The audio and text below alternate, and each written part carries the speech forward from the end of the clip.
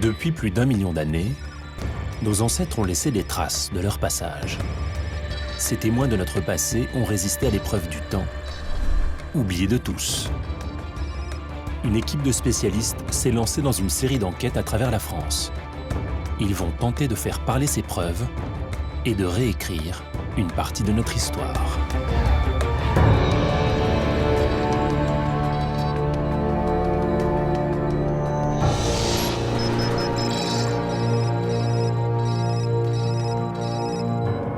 Été 2007, Cahors, à 50 km d'Amiens.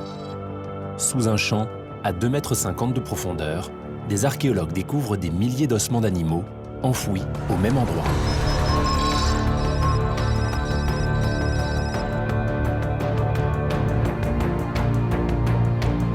Les experts vont tenter de répondre à 3 questions.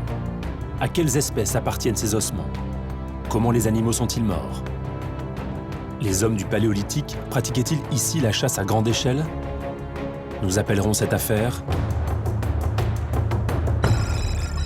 la boucherie de Cahors.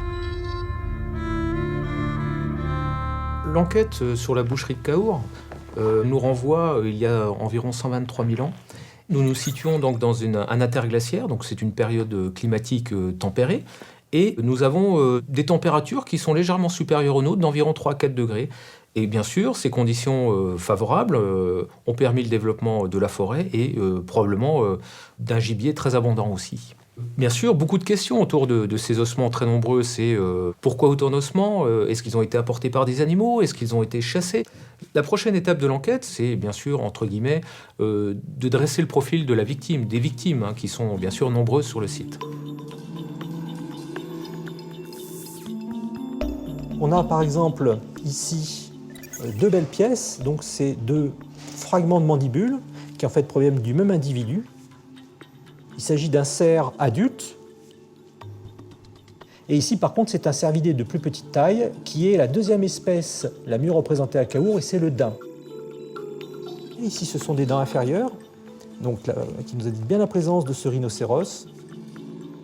Et puis, alors là c'est une molaire supérieure d'ours brun, qui était un animal très courant pendant toute la période de la préhistoire. Face à une telle accumulation d'ossements, 2 hypothèses se posent. C'est effectivement, est-ce que ces animaux ont été chassés par d'autres espèces? Alors on peut imaginer le loup, la hyène, le lion, voire l'ours aussi, qui a pu également chasser. Et bien sûr, donc, on se situerait sur le lieu de repas de ces animaux prédateurs. Ou est-ce qu'il s'agit tout simplement d'une prédation menée par l'homme?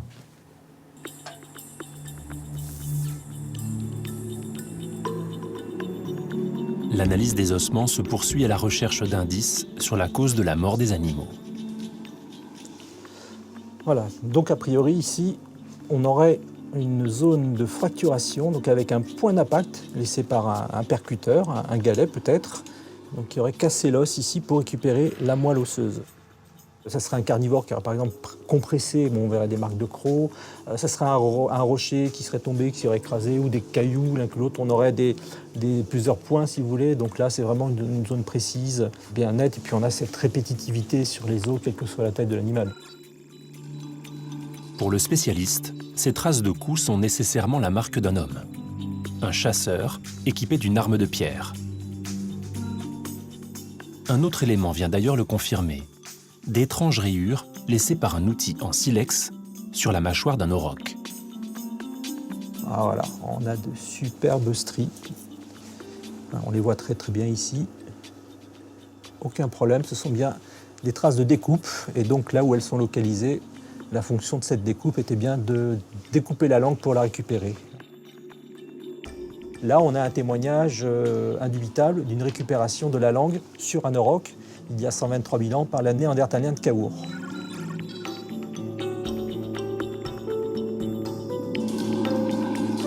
Tous ces animaux auraient donc été chassés par des hommes de Néandertal.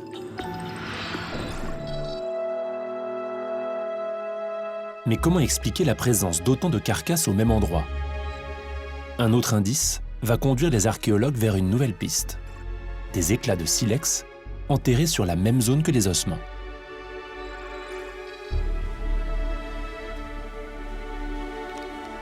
Ces éclats, qui sont parfois pointus, ne portent pas de stigmates d'utilisation en tant qu'arme de chasse. Ce sont des outils domestiques, plutôt des couteaux de boucherie qui ont servi à la découpe du gibier. Et donc, l'outil typique de Cahors est celui-ci, par exemple. Donc, c'est un éclat de silex naturel. Il présente une partie effilée, active, tranchante, opposée à un petit méplat qui permet l'appréhension. Donc, on peut prendre en main sans se couper. Donc, une méthode de taille assez simple, mais qui produit des supports très efficaces pour les travaux de boucherie. L'enquête permet de conclure qu'on a affaire à un site de boucherie.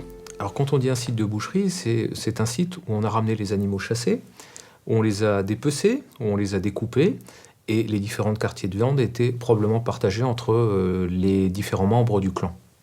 Au-delà de ce site qui effectivement renseigne les pratiques de Néandertal, on a une donnée essentielle qui modifie un peu la perception qu'on avait du peuplement de Néandertal, c'est qu'on imaginait Néandertal comme étant un homme, un type humain spécifiquement adapté à un environnement climatique froid. Et là, on a une preuve évidente que Néandertal était capable aussi de s'adapter à un environnement climatique tempéré. Ainsi se termine l'affaire de la boucherie de Cahors. Et d'autres fouilles, d'autres enquêtes attendent encore les experts du passé.